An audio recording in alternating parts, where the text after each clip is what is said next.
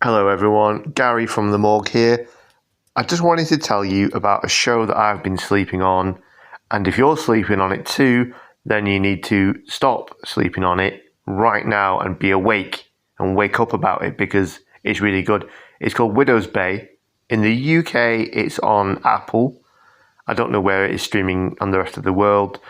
It stars, I didn't even know she was from there, but Berry's own Kate O'Flynn.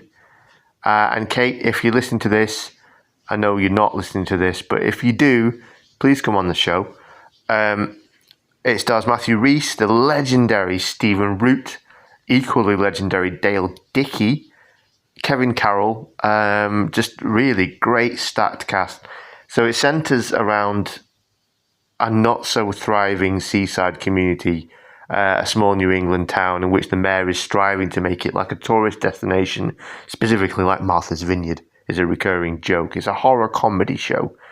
There's no real tourism, no one's got any money, and he's battling against sort of the people of the town who don't seem to like him very much for various reasons, but not just the townsfolk, but the town itself, because the island, as it turns out, the town is on, is cursed to fuck.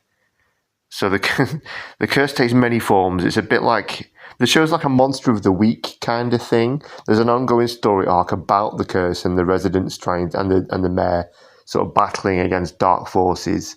But it is very Monster of the Week. Like there's an episode with like a sea hag, like a witch, an episode where one of the characters inadvertently performs a spell, and then the whole town sort of falls under the influence of her charm.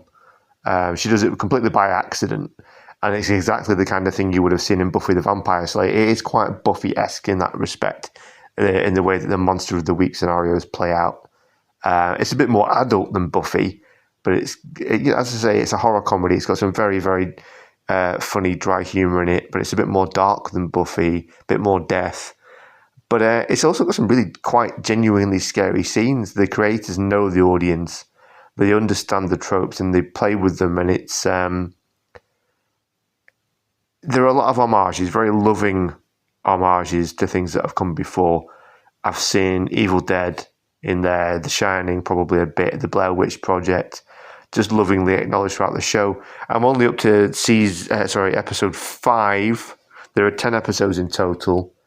And I highly recommend it if you're a fan of that sort of small town Stephen King type horror, which hopefully you do like horror and comedy, because you're listening to Live from Manchester Morgue, and we cover both of those things, and Cats. There's great visual gags, great dialogue. It's funny, it's sharp. The characters feel really familiar really quickly because of the strength of the writing. They're really well-rounded. You start to give a shit about them very, very early on. The strength is in their characterization. And I think what really makes it work is the writers credit the audience with enough intelligence so as to not explain the jokes, and they land without any need for that. And I really hate it when shows do that. Like, they make a point of explaining a joke in case you, the audience, didn't get it. We get it, man. We're not all stupid. Anyway, as I said, great show, great fun, genuinely scary, but familiar scares, and a lot of comedy. Check it out. Widow's Bay.